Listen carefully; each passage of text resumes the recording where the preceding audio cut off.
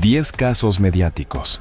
Cuando la prensa cruzó la línea, la fama ilumina, pero también quema. En la industria del entretenimiento, el límite entre informar y exponer se rompe con demasiada facilidad. Hoy revisaremos 10 casos mediáticos en los que la prensa o los tabloides cruzaron la línea.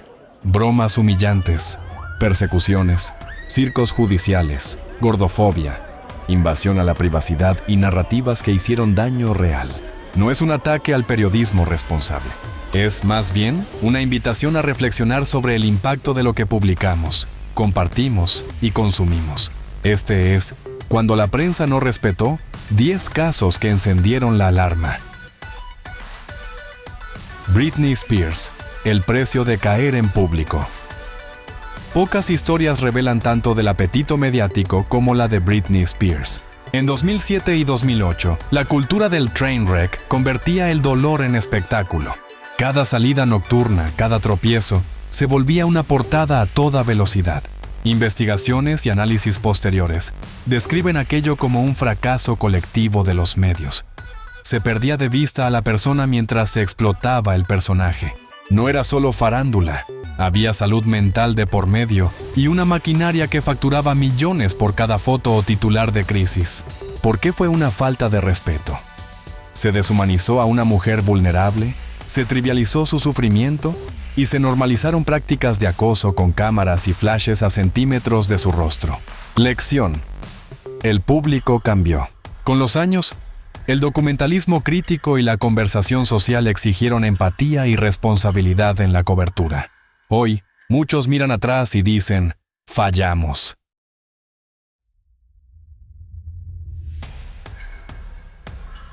Tom Cruise, la broma del micrófono que arrojaba agua Premier en Londres, 2005. Tom Cruise está en modo promoción, atendiendo entrevistas. De pronto, un reportero acerca el micrófono y un chorro de agua le da en la cara. Era un sketch de televisión disfrazado de periodismo. La reacción del actor fue contenida pero firme. ¿Por qué harías eso? You're a jerk. Días después, Channel 4 pidió disculpas públicas por el stunt y aclaró que pretendía ser una broma ligera. El incidente no llegó a mayores, pero expuso un límite. La humillación no es periodismo. ¿Por qué fue una falta de respeto?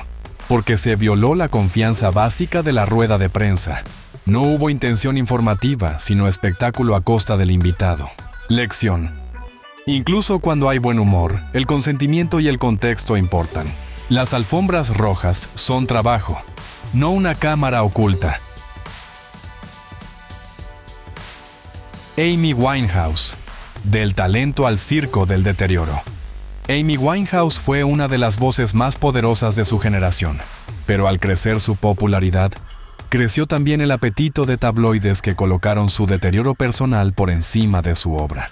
Se publicaban videos, fotos y titulares que hacían del dolor un consumo diario.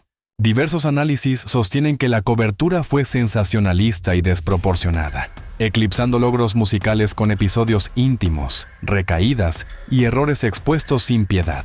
¿Cuántas veces se informó con el mismo énfasis sobre su arte? ¿Por qué fue una falta de respeto? Porque revictimiza y estigmatiza. El periodismo puede señalar problemas de adicciones con enfoque de salud pública. Otra cosa es capitalizar el morbo.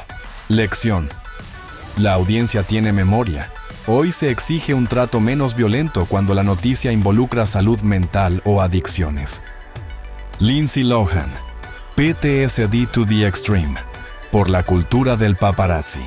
Para Lindsay Lohan, los 2000 fueron un torbellino, fama descomunal, rodajes encadenados y una cacería mediática donde cada salida de noche se amplificaba como escándalo.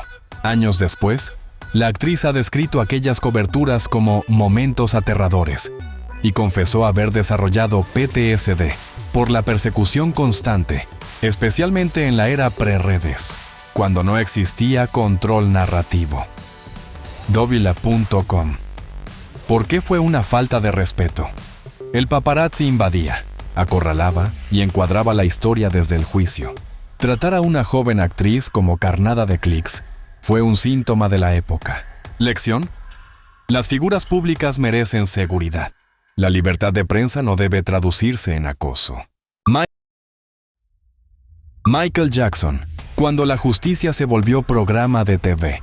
El juicio de 2005 contra Michael Jackson es recordado por juristas y periodistas como un circo mediático. Cadenas hicieron cobertura 24/7. Se montaron recreaciones diarias con actores, y la estética del show eclipsó con frecuencia el contexto judicial. Crónicas y análisis posteriores hablan de sesgos, distorsión y desinformación. La prensa enfocó más la acusación que la defensa, y se amplificaron elementos llamativos, como vestimenta o salud, por encima de hechos procesales. A ese periodo algunos lo llaman uno de los más vergonzosos del periodismo de espectáculo. ¿Por qué fue una falta de respeto? Porque la cobertura, en su conjunto, espectacularizó un proceso que merecía sobriedad.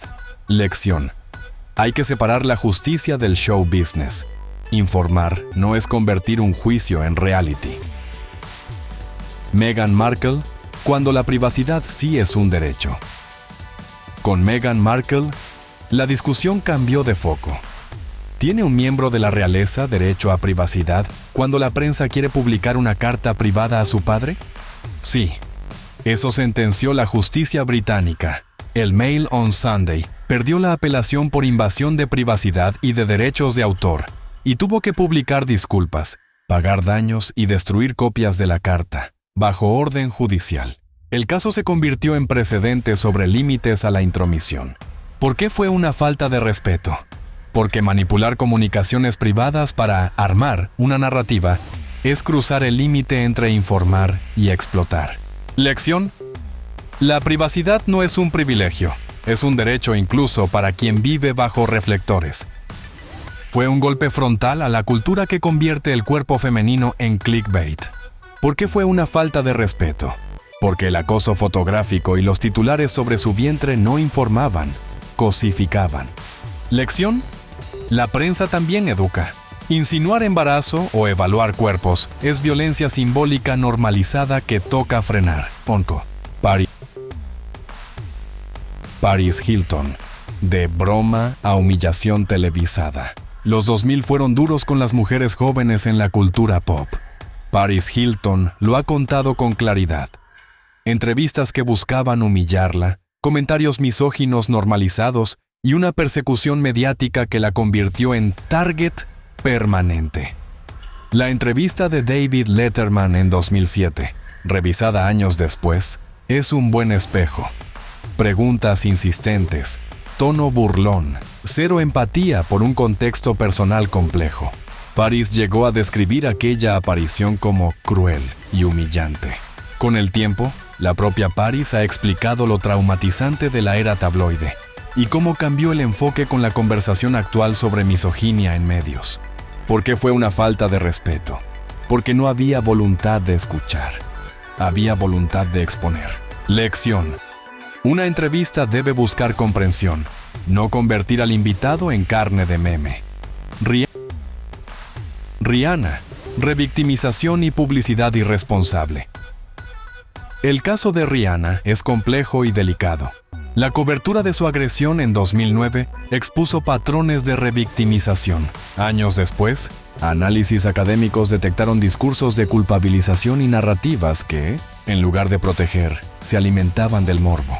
En 2018, una plataforma publicitaria permitió un anuncio de broma que preguntaba si el usuario prefería abofetear a Rihanna o golpear a Chris Brown.